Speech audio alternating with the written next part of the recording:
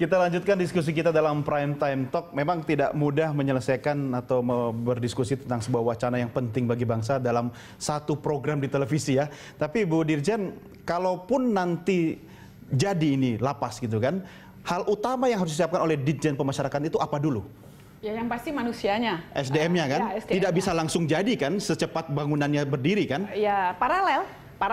Jadi bangunan jadi, SDM-nya kami juga siapkan. Ada rekrutmen baru dong ya? Kebetulan sekarang sudah ditambah oleh pemerintah dengan 14.700, tapi sekali lagi perbandingannya juga 1 dibanding 35. Masya Allah, 1 jadi banding sekarang 35. ini ya 1 banding 35. Kalau selnya sih 1 banding 1 udah cukup gitu. Ya, tapi manusia ya, betul. Jadi berarti untuk Pamong sendiri belum tentu cukup dong? Oh, belum.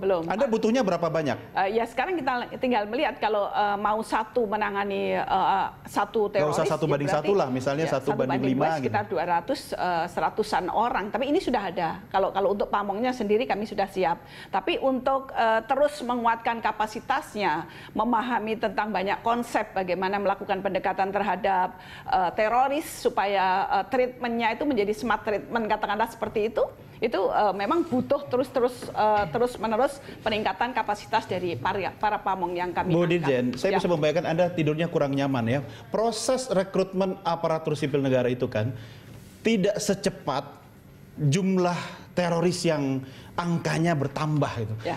Mengisi kekosongan waktu itu, apakah tidak ada ruang kerjasama atau dukungan teknis dari mana misalnya? Oke, selama ini kita tidak kerja sendiri, seperti tadi yang kami sampaikan. Ya, ada kerjasama dengan pihak-pihak lain, misalnya BNPT udah pasti. Kemudian dengan beberapa universitas sudah ada.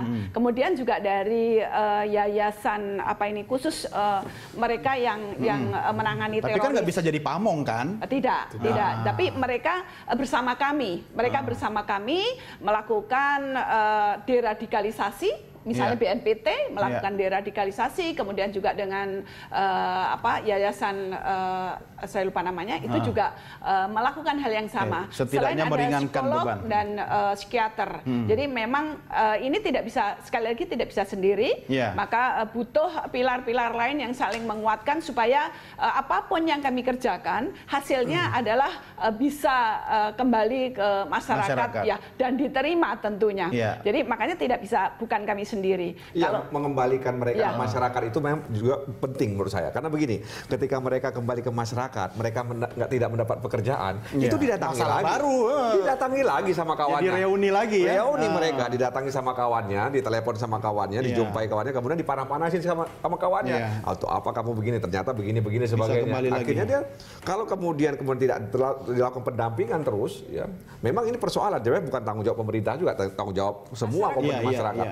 Masyarakat juga sudah harus siap menyiapkan mereka, ya sehingga menjaga mereka. Nah, ini harus terintegrasi menurut saya dari negara sampai mereka ini kan saudara masyarakat kita sendiri. Ya itu yang saya katakan. Masyarakat pun juga harus membantu mereka untuk kembali gitu kan. Tidak seperti boleh dikucilkan. Betul, jangan dikucilkan. Tapi Pak Ahyar, kalau misalnya penjara ini tidak dibangun, dampaknya apa? Sementara penjara yang sudah ada sudah over capacity. Dampaknya tentu bisa saja penyebaran cara berpikir itu ke banyak orang lagi. Karena kan akan berkumpul, susah dimasukkan di dalam satu tempat. Nah ini, jadi bisa akan lebih bergulir lebih banyak. Tapi saya tertarik nih Bu Dirjen. Siap. Perlu lagi menurut hemat saya, dengan kondisi tindak pidana yang beraneka ragam saat sekarang, kurikulum tentang AKIP itu perlu ditinjau. Karena di situ orang yang akan membina di LP itu kan nanti petugas yang dididik di AKIP yang 3 tahun itu. Mungkin saja sekarang nanti. Poltekip, Pak. Teknik ya. Poltekip. Kapan perlu nanti itu bisa juga ditingkatkan menjadi sekolah tinggi misalnya. Jadi dia strata 1. Karena cara berpikir orang yang mungkin D3 dengan S1 tentu akan berbeda. Sementara mereka ini kan sudah matang. Nanti jangan sampai siapa yang membina siapa. Kebalik ya. Malah Pamongnya ikut ya. Malah dipresentasi melulu gitu kan. Oke, baik. Bapak-bapak, kita akan sampai di sini, tapi mudah-mudahan ini pasti ada solusi. Lagi pula juga tadi janji beliau ini undang-undang terorisme selesai kan? Ketika negara melawan terorisme, maka negara harus mempersiapkan semuanya. Regulasinya, kemudian tempatnya, orangnya, dan semuanya harus siap. Nggak boleh sepotong-sepotong kan? Tidak boleh sepotong-potong. Dan kerjasama. Kalau sepotong-potong masuk lagi tuh barang. Iya, betul. Saya ingat siapa yang suka ngomong begitu. Tapi sekali sekali lagi bukan hanya terorisme, semua.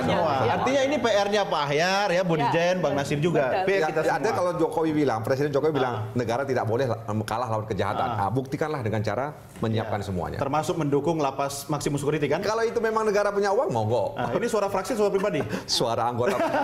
Oke, baik. Terima kasih Bapak Ibu sekalian. Sampai ketemu lagi, sukses buat Anda semua. Dan pemirsa, inilah akhir jumpa kita dalam Prime Time Talk.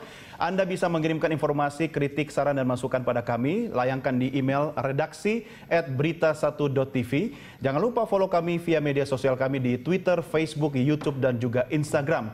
Pemirsa, siaran Berita 1 News Channel saat ini dapat disaksikan di seluruh Indonesia melalui channel 103 MNC Vision dan juga MNC Play. Akhirnya, saya Doni Rekeser atas nama rekan-rekan redaksi dan kerabat kerja petugas mengucapkan terima kasih. Selamat malam, sampai jumpa, merdeka!